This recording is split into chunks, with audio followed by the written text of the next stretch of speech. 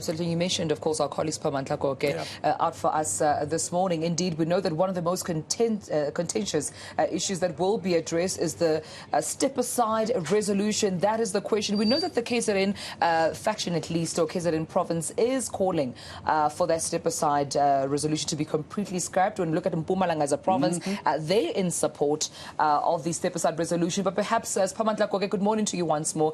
Our colleague, let's talk about it just for a moment. You spoke to Dr. Gwen Ramogopa a bit earlier on, touching on the step-aside resolution. Surely it should be top of the agenda for the ANC today.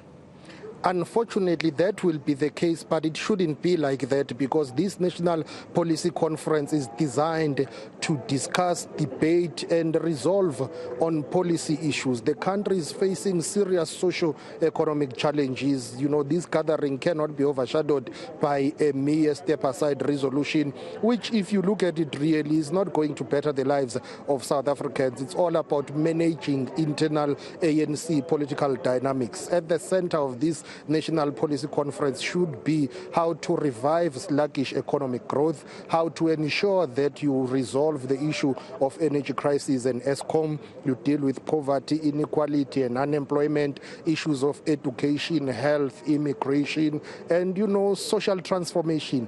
Those should be the key and priority talking points here, policy discussions. However, we come to this National Policy Conference with a confirmation from at least two provinces that they will be putting an item on the agenda, or rather they will lobby for the item to be put on the agenda, and that is on step-aside resolution of the ANC. KwaZulu-Natal, which is the ANC's biggest province in terms of membership, as well as Limpopo, which is the second biggest province of the ANC, both of them have come out clearly to say they want the step-aside resolution of the ANC to be scrapped. They argue that currently it's difficult to implement. They say it's unconstitutional. They are of the view that Rule 25 of the ANC Constitution is clear, that anyone who has been convicted of any crime should be, expelled as the member or suspended as the member of the ANC. They want that to stay in place, to not implement step aside, because they argue that in some instances it's being used for factional reasons, and they say it appears to be targeting a certain faction of the ANC that is not in favor of the current leadership of the governing party. So you are likely going to have a situation whereby that issue of the step aside resolution is going to dominate. Ordinarily, it shouldn't dominate, because this National Policy Conference of the ANC is meant to be the largest gathering of the party. Yes, you have the elective Congress coming up in December, but the National Policy Conference should be the main and the biggest gathering of the ANC, because it discusses policy issues. The ANC is the governing party. Ordinary South Africans who are not members of the ANC do not care about this gathering, but somehow it does affect them, because as the ANC is the governing party, all resolutions and proposals that will come out of here will be taken to the December Congress. That's where they will be affirmed, and then there will be resolutions of the governing party. ANC deployees to government will have to implement those resolutions. Zizi Goodenough Godwa is the member of the National Executive Committee of the ANC. Thank you very much for your time. First of all, let's talk about the seeming delays here. You were meant to get underway with your program, but it seems as if you are a few hours delayed. When are you expecting to start? The delegates, as you know, they registered up until very late yesterday, not at this venue, but not far from here. They are on their way, coming from different venues in Johannesburg. We should be able to start around 10 as we planned, but of course, we anticipated that the departure from different venues to here will take a little bit of time, but we are ready to start. I'm not sure whether you have heard this. I've just heard it myself. I have not confirmed it, but it appears that there are some unhappy members of the ANC from the Free State who are threatening court action to interdict this policy conference. They are complaining about the composition and selection of delegates from the Free State. They say that was not done in a proper manner. Have you heard of such? Our understanding is that all provinces and all delegates from all provinces, 9 provinces, have registered by yesterday. And therefore, if there's any unhappiness, that will be dealt with internally in the ANC. We have internal mechanism to deal with those issues. As you know, that this is a policy conference. This is not an elective conference. There's a particular formula which was used for people to get here. branches of the ANC in numbers, in their membership, participated. So it's not the first time that those who are delegated by branches are here or are delegated by regions, they are here. So members of the ANC, in their numbers, they have participated in the discussions of the policy conference. Before we get into policy conference discussions, your president has appeared before the Integrity Committee. Confirm that for us, and also we understand, according to what the Mail-in Guardian is reporting, that he refused or he was unable to answer questions on the Phala theft saga. Well, the Mail-in Guardian, I heard the story. I've not seen what they are talking about, but I think it's quite unfortunate that such a gossip could make headlines or news. The president, we can confirm, based on the report we received from the National Working Committee, he has met with the Integrity, as he has already committed in previous meetings that he will voluntarily appear before the Integrity, which is a good thing to do and appreciated and welcomed. To appear is enough, but to answer questions is another thing. To answer questions only would come at the end when we receive a report. It can't on the basis of a half meeting of engagement with the Integrity, and already there are speculations about which questions were asked to the president. All what I'm saying is that engagement was inconclusive, and they agreed. It's not the first time that a member appears before the Integrity and they don't complete and finish their engagement. They will continue with the president, but we welcome the fact that the president has already appeared at least once before the Integrity Commission. They adjourned because it is reported that he was unable to answer questions. There was a stalemate. What we are discussing is speculations. These speculations are very dangerous, and they've got political motives to sustain a particular false agenda. All what we are saying is that let's allow that process internally to proceed. At the end of that process, we'll be able to comment. When is he going back?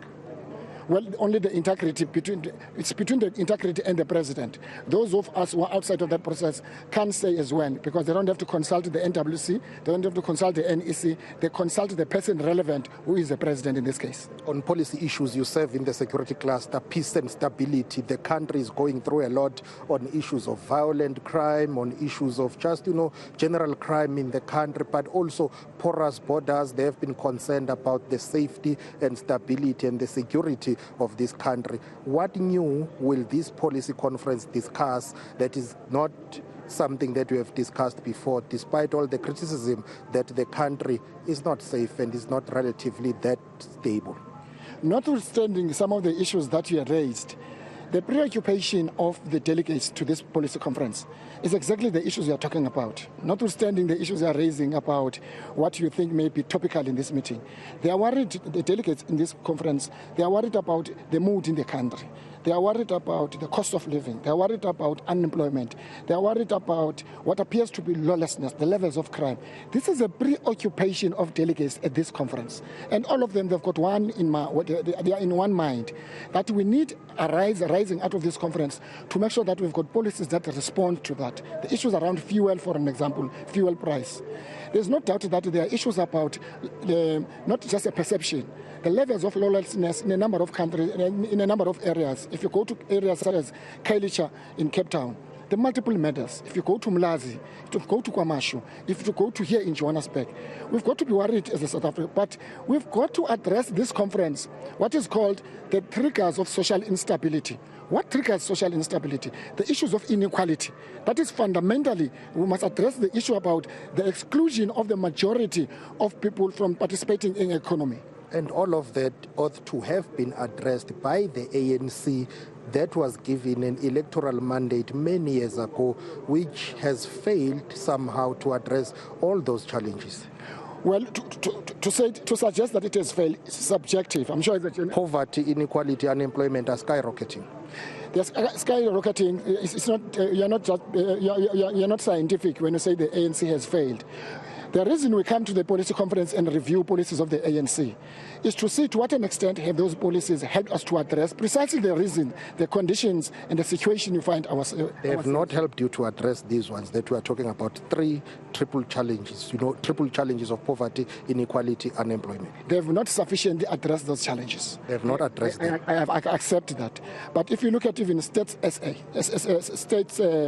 South Africa in terms of what and what different sectors of the economy have performed, you will see that they perform differently. And a number of areas why certain issues have not happened in a particular period of time, which some of them have got nothing to do with us but go beyond South Africa. For example, the issue of COVID, for an example, the issue of the war of Ukraine and Russia. We're a price taker. We're not involved in that war. And all those things are recent. Just 2 years ago, I see the presidential motorcade here. Sorry about that, Zizi. I'm not sure if we'll be able to show the visuals here. I see the presidential motorcade. It could be the deputy president or the president. Those stickers are of a presidential protection unit. Zizi, who is arriving? Talk to us. You know your political bosses better than us. I'm sure our colleagues will stay with the visuals of that motorcade. Who is that, Zizi? Is it the president or deputy president? You must remember, it's not only the president and the deputy president who are coming here. The former presidents are also coming. They are using the same vehicles, similar, not the same vehicles. So I don't think we must judge on the basis of the color, on the model of a car. But we are expecting the leaders of the ANC to arrive. They started already arrive because they want to participate and contribute to make sure that we address what we are about. We are about serving the people, and that is a preoccupation of this conference. Let's talk about borders. Limpopo and Mpumalanga border provinces are calling for this policy conference to discuss and come up with concrete policy issues in terms of immigration and dealing with illegal immigrants in the country. I know that debate is very thorny. Some people immediately touch that. They label you xenophobic. But Limpopo and Mpumalanga are clear that something has got to be done about the country's porous borders because they suffer from those, hence they are, because they are border provinces. What is going to be discussed here on the basis of South Africa's porous borders?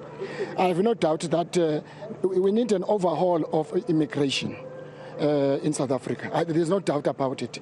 At the same time, we need to strengthen the existing immigration laws.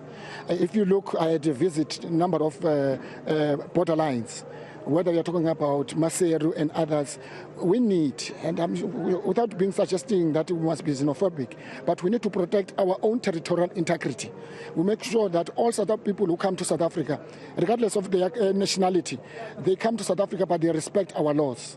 And I think there is no doubt that in this conference, among others, it must discuss this issue of immigration laws. And the point I'm making is that part of what I will personally make sure that I sponsor in a discussion is that we need to have an overhaul of the immigration laws in South Africa. And also security services and intelligence services that at times are caught napping, as we saw with the July unrest. Well, there are lessons to be learned from last July, and I think there's been a lot of improvement. The president has strengthened the structures of national security, including the national structures of national intelligence. You remember at the time, before the president appointed the expert panel report, it identified a lot of weaknesses. All nations and countries and people, they go through particular events for them to define the course of history. We are learning from that history. The question is, have we learned something from that event? Yes, as a country, we've learned something from that event.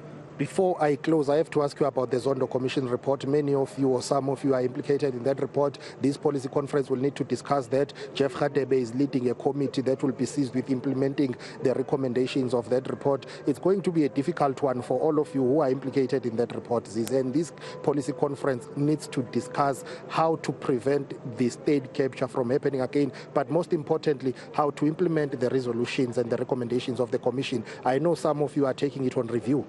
It's not about individuals. It's about the organization.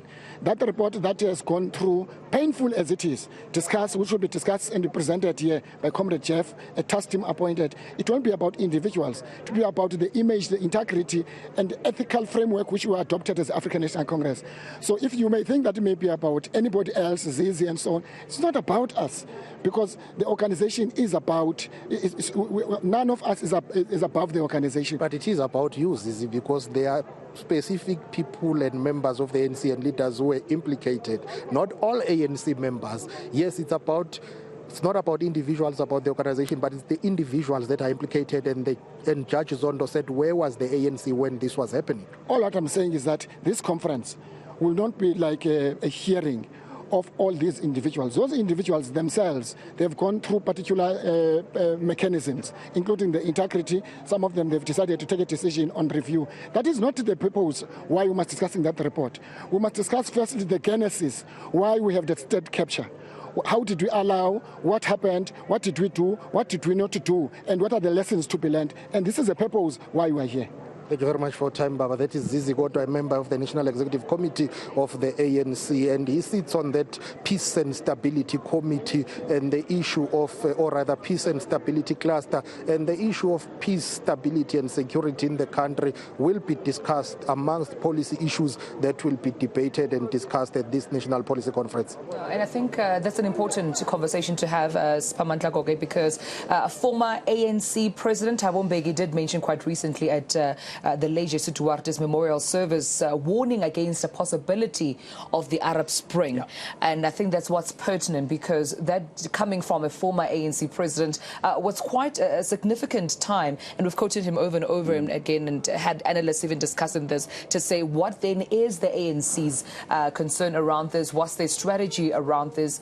And how will they prevent such, incidents occurring? Even with the July looting just last year around this time, we saw where exactly the country was. What are their strategies? What are their plans in terms of making sure that there is security in the country? Yeah, Thabo Mbeki, very critical during that memorial service for J.C. Duarte, talking about, it's not, he used the security as an example, but going further than that, saying that the problem with the ANC at the moment is there's a lot of talking, there's a lot of planning, there's a lot of strategizing, but there's not enough implementing and doing. And it seems that's what the ANC says they want to try and get done this weekend. Siphamandla Goge, thank you very much indeed. We have seen a couple of cars, looks like ministerial cars, beginning to make their way in. It's actually just behind our position here at the Nasrec Expo Centre.